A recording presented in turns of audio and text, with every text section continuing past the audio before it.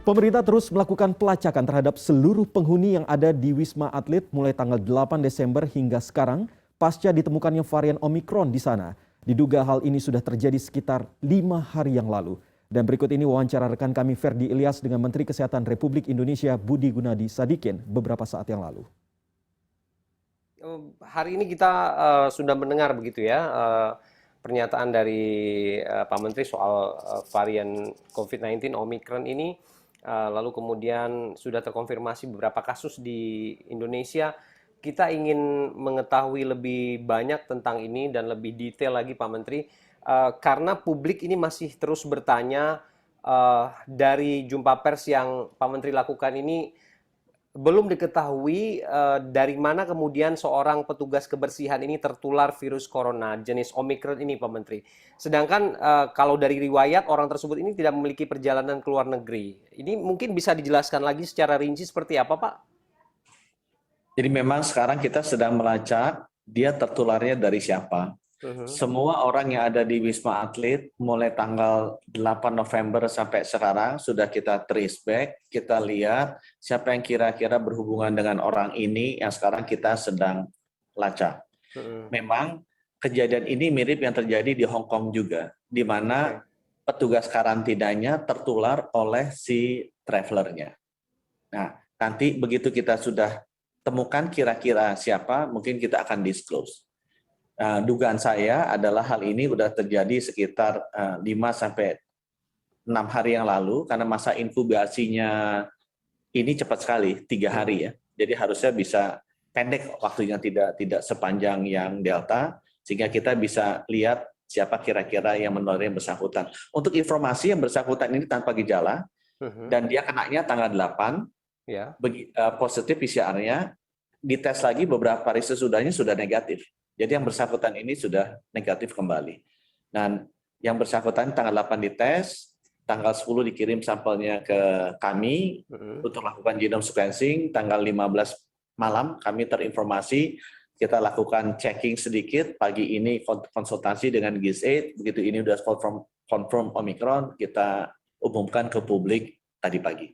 Oke, ada kemungkinan juga nggak sih Pak, ada pasien yang di sana yang juga sudah terkonfirmasi positif COVID-19 dengan varian Omicron ini? Hari ini, pagi ini kita ambil lagi semua sampel PCR-nya. Kalau yang positif, nanti akan dikirim seluruhnya, 100% ke lab-nya Balitbangkes dan 1 lab untuk perbandingan. Kemudian kita akan ulangi lagi setiap 3 hari. Oke, ini yang dua. Benar-benar menyaring. Ini yang 2 ini ya Pak Menteri ya, yang 2 orang lagi ini ya? Bukan, ini tindakan ini dibikin khusus untuk yang sudah terkonfirmasi Omicron. Karena yang 2 itu kan baru probable Omicron, belum terkonfirmasi positif Omicron. Yang 2 ini kita deteksi dengan PCR test yang ada reagen SGTF-nya, S gene target failure-nya sebagai marker dari Omicron, tapi masih probable ya, belum pasti. Begitu kita dapat 2 orang ini, satu dari Inggris, satu dari Amerika, WNI, tanggal 14 kita kirim sampelnya ke Balitbangkes untuk dilakukan genome sequencing agar bisa mengkonfirmasi 100%. Dan mungkin akan keluar di akhir minggu hasilnya. Oke, selain di karantina ini ada penanganan khusus nggak sih Pak Menteri untuk 1 orang yang terpapar Omicron ini? Yang terpapar Omicron ini sekarang orangnya sudah sembuh ya, sudah virusnya sudah tidak aktif lagi, sudah tidak menularkan lagi, dan memang kebetulan dia tinggal di asrama Wisma Atlet. Oke, artinya memang masih terus dipantau di sana ya Pak Menteri? Betul, ya? betul. Oke, untuk tracingnya ini juga belum ada hasil lain selain yang 2 orang, selain 1 orang yang dinyatakan sembuh ini Pak Menteri? Untuk testing PCR-nya, karena pagi ini kita lakukan untuk seluruh karyawan dan seluruh traveler yang ada di Wisma Atlet, saya rasa nanti malam harusnya sudah keluar PCR-nya ya.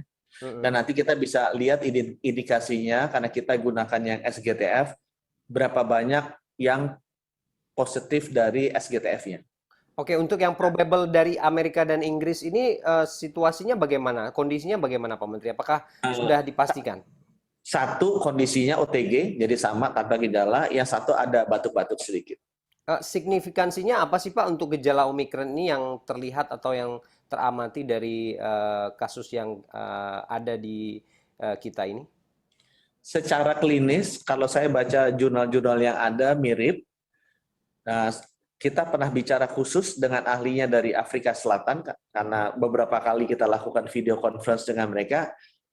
Menurut mereka yang agak menonjol pegel-pegel katanya, secara klinis. Jadi selain batuk, penciuman hilang gitu ya, agak demam juga ada pegel, linu gitu. Oke, yang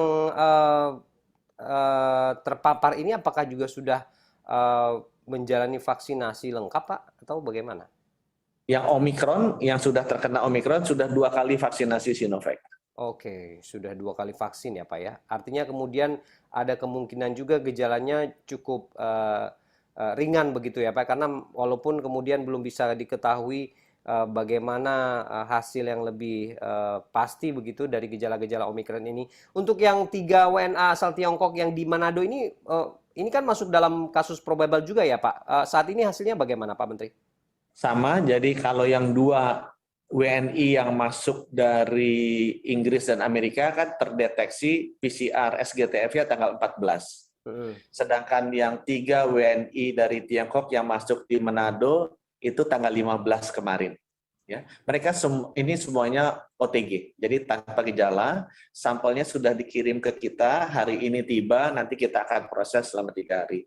Saya mungkin tekankan sekali lagi, karena ini penting juga buat kita pahami bersama, vaksinasi itu melindungi, terbukti melindungi yang terkena Omikron ini kan cepat sekali sembuhnya. Jadi pada kesempatan ini saya kalau boleh titip pesan, teman-teman ayo percepat vaksinasi, terutama ke para lansia kita, karena vaksinasi tetap secara saintifik, walaupun masih bisa tertular, dia melindungi kita untuk masuk rumah sakit dan melindungi kita dari sakit yang parah. Jadi tolong cepat divaksinasi. Oke, imbauannya memang tidak pernah berhenti ya Pak Menteri ya untuk segera vaksin begitu ya, apalagi dengan varian Omikron ini sudah mulai masuk begitu, sudah terdeteksi. Bagaimana juga dengan pengetatan perjalanan ke luar negeri Pak? Karena beberapa kasus ini harus menjalani tes PCR dulu begitu, agak ketat begini. Ini seperti apa? Kita ketahui bersama bahwa secara epidemiologis posisi Indonesia menjadi salah satu negara yang terbaik. Kita lihat di Eropa sekarang semua kasusnya naik, Omikron di Amerika juga naik. Jadi himbauan saya, tolong teman-teman tahan keinginannya untuk liburan ke luar negeri. Kenapa? Karena ini bukan hanya melindungi teman-teman sendiri ya, tapi juga melindungi keluarga kita, tetangga kita, dan seluruh rakyat Indonesia. Karena teman-teman keluar dari daerah aman, masuk ke daerah berbahaya. Kalau kembali, kemungkinan bisa membawa. Dan itu bisa membahayakan teman-teman kita, keluarga kita, tetangga kita yang ada di dalam negeri. Jadi tolong lebih baik liburan di dalam negeri saja. Ya, kita akan mempersulit otomatis perjalanan ke luar negeri, bukannya karena apa-apa. Bukannya kita nggak mau memberikan kesenangan bagi beberapa ribu orang yang mampu pengen liburan, bukan. Tapi kita mau melindungi rakyat 270 juta rakyat kita yang secara epidemiologis kondisinya sudah relatif lebih aman dibandingkan negara lain. Oke, walaupun kemudian juga kita posisinya ini dikepung Pak ya, di sejumlah negara seperti Malaysia dan Singapura ini juga kasus Omikron sudah ditemukan begitu. Ini masih validkah kemudian imbauan untuk tidak bepergian ini kita taati bersama atau bagaimana sebenarnya imbauan yang paling pas begitu Pak Menteri supaya tertib? Singapura sama Malaysia kasusnya masih sedikit. Tapi Eropa dan Amerika kasusnya sudah sangat tinggi. Teman-teman pasti juga sudah baca, di Inggris sudah 70.000 lebih per hari. Dengan penduduk mungkin saya nggak tahu, 60-70 juta. Indonesia 270 juta yang bikin kita kalang kabut 50.000 per hari. Di sana 70.000 per hari. Jadi saya rasa kita harus waspada, ya kita harus tidak boleh lengah, dan tidak boleh jumawa merasa diri kita sudah yang paling hebat. Karena kalau ini naik, masuk, kita lihat di Afrika Selatan, naiknya cepat sekali, eksponensial sekali. Lebih baik kita waspada. dan selalu berjaga-jaga. Oke, eksponensial ini yang diketakutkan Pak Menteri berpijak dari situasi sebelumnya begitu ya. Apakah kemudian kesiapan kita secara infrastruktur, sarana dan segala sesuatu yang berhubungan dengan amunisi kita untuk berperang dengan situasi seperti ini juga sudah siap ya Pak Menteri ya? Pesan saya 3. Kita lebih baik berperang di medan di mana kita masih sehat. Kalau kita sudah berperangnya sudah sakit, itu udah kepepet strateginya. Gimana supaya kita bisa menang berperang? Strateginya 3 aja. Nomor 1, prokesnya dijaga, terutama pakai masker. Nomor 2, testing tracingnya dipatuhi.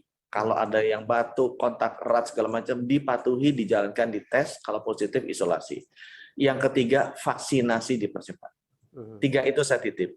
Kalau kita disiplin menjalankan prokes, tidak berkerumun, kalau berkerumun tetap selalu pakai masker, kemudian kita testing tracingnya juga disiplin, gitu ya. Kemudian vaksinasinya cepat, insya Allah harusnya kita tidak usah khawatir menghadapi varian Omikron ini.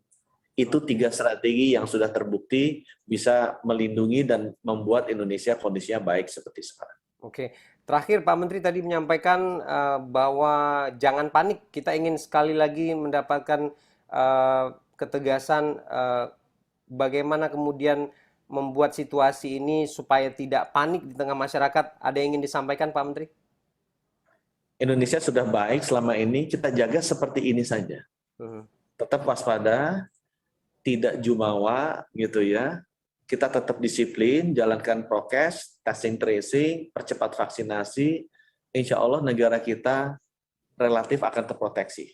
Kita nanti yang pemerintah akan menjaga bordernya supaya sulitlah masuknya Omikron ini ke Indonesia. Pasti akan masuk seperti sekarang, tapi kalau itu relatif sulit, karena daya tahan tubuh rakyat kita yang sudah vaksinasi sudah banyak, mudah-mudahan mereka tidak akan menimbulkan gelombang berikutnya. Oke. Baik, Pak Menteri, mudah-mudahan imbauan dan strategi yang tadi disampaikan ini sudah bisa dijalankan begitu ya, sama-sama bekerja sama antara masyarakat dan juga pemerintah dan semua pihak terkait supaya kemudian bisa perang begitu ya dalam kondisi sehat seperti yang Anda sampaikan tadi. Terima kasih Pak Menteri sudah bergabung dengan kita di sambungan Zoom sore ini. Salam sehat Pak Menteri, Assalamualaikum warahmatullahi wabarakatuh.